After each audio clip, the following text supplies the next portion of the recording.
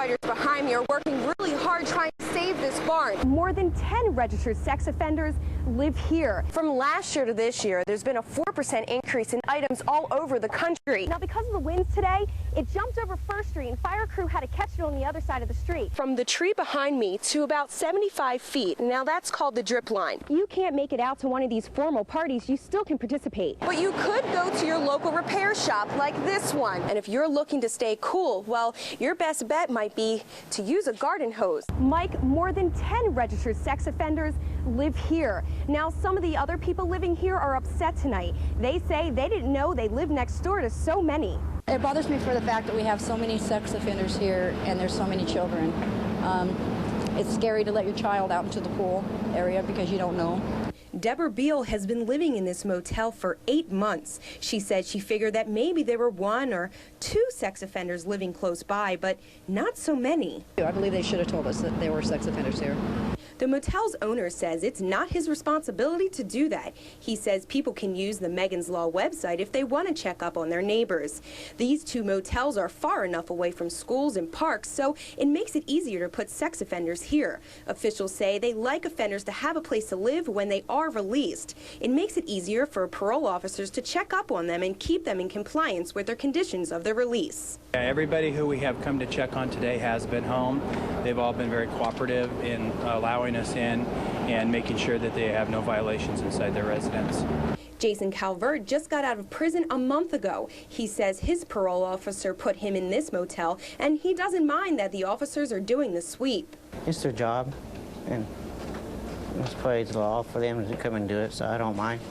Officials say they are very diligent in keeping track of sex offenders in the area. More than 105 were contacted today, 73 were searched, 9 arrests, and 2 out of compliance. That means that the police haven't been able to get a hold of them. Reporting live in Reading, Sarah-Beth Vaughn, KRCR News Channel 7. We saw some smoke and heard a loud explosion.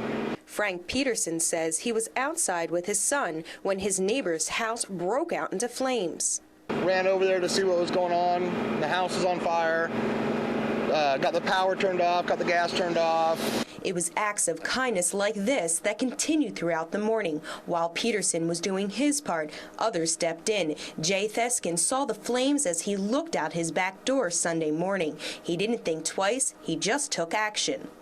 I got over to the house and another neighbor had the garden hose started, and so we were using the garden hose and we're waiting for the fire engines. The homeowner told investigators that the fire started in her living room. Fire investigators are now looking to the fireplace for answers. And she said that smoke started backing up from the chimney.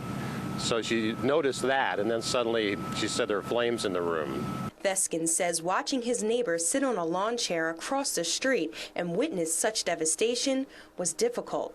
And she was just really distraught and just wanted to sit down, and she was getting cold, and I think she was maybe in shock. All he could do was comfort her the best way he could, but that seems to be the trend on Inez Street. Well, I would hope that anybody would do the same thing in the same situation, but you know, people always say Reading in general is a pretty nice, close-knit community, and I think our neighborhood is one example of that. This is my home. We're supposed to sit here and watch our home be destroyed because they won't help us? You can hear the desperation in Emma Wilcox's voice. She says her husband, Joe, wanted officials to open up an irrigation drainage ditch near their home because a nearby creek was starting to flood. The Wilcox family says when they moved in 5 years ago, they never were told the area around their home would flood this bad.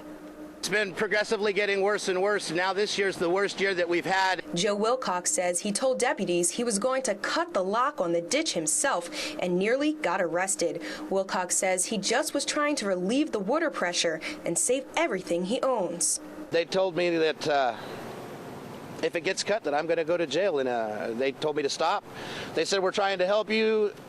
Well, you see the help they gave me. There's nobody here except me and my family. The Los Molinos Mutual Water Company says if the drain is opened, all of the water could flood into Highway 99, causing even more damage. And deputies say it's a federal offense to tamper with an irrigation ditch. Now Joe Wilcox says he'll get some sandbags and hope they hold. Yeah, I feel real helpless.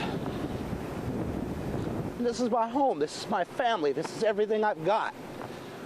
And here it is washing away with water that could be avoided somewhere. I know it could.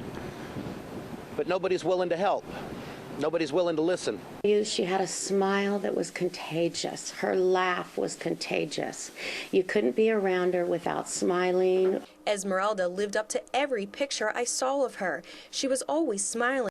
Esmeralda just graduated high school this past June and recently started college to become a dental hygienist.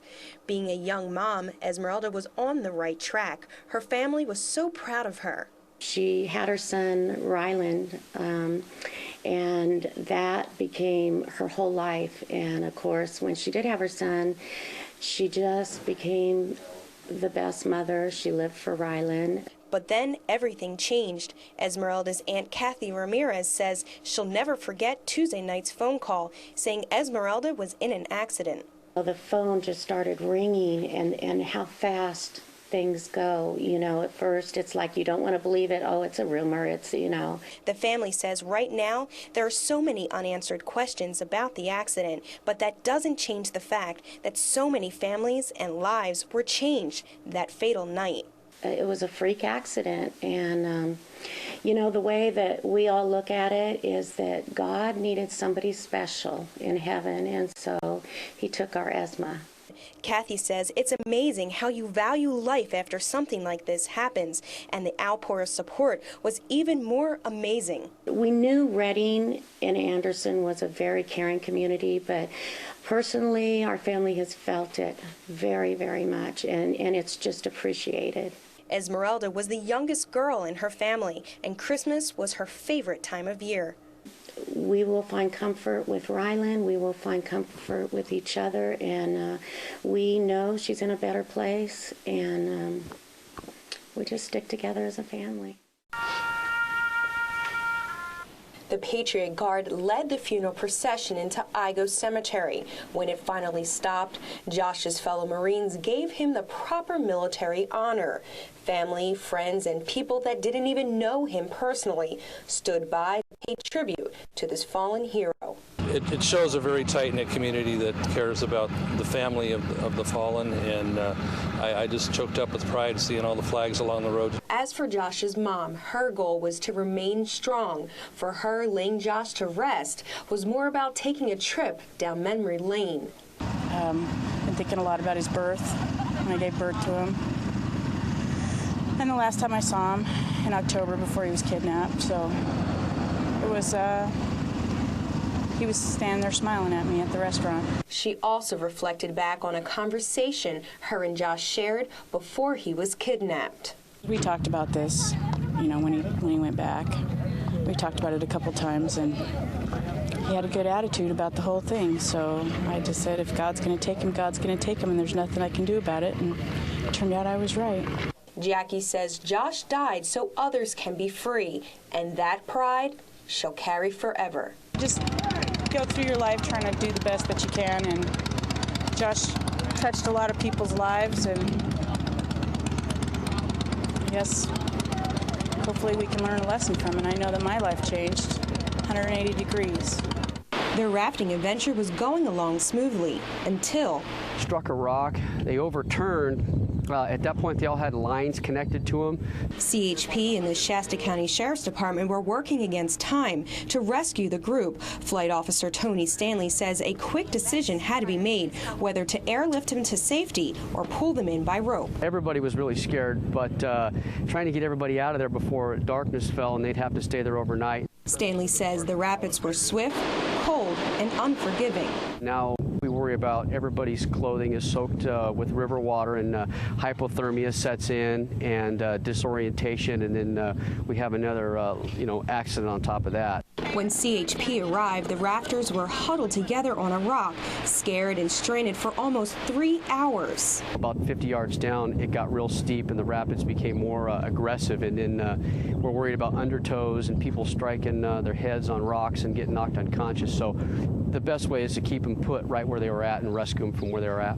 One thing that saved their lives, life jackets. 2 at a time, they were scooped to safety. But what did they have to say to the rescuers? Their comments were all the same as such, saying that we didn't know how we were going to get out of here, and they were very, very thankful, and they were very glad to see us. Hey, Jake, do you love Daddy? You do? All right. Kisses? All right. Jake is John Sather's best friend and service dog. John joined the military 4 days after graduating from his high school class of 65. Was in just long enough to get hurt, but it took forever to get certified. It took me almost, 15 plus years. John sustained combat injuries in Vietnam. He said he had a hard time dealing with his injuries until he met Jake, his service dog. He first met Jake 7 years ago when 2 young women were giving away puppies out of their trunk of their green mid-sized car. And I just stood captivated, and I looked at the girl, and she looked at me, and I said, "Which one do you think fits best?" She looked at Jake, and she said, "This is your dog." John says the women wouldn't take money for the puppy. They just wanted him to find a good home. Now he wants to return the favor by presenting them with a scrapbook of Jake's service to veterans and children over the years. And I just wanted to let them know that this was a real success story. And it couldn't have worked out better for me. And Jake doesn't have any complaints either, so far as I know.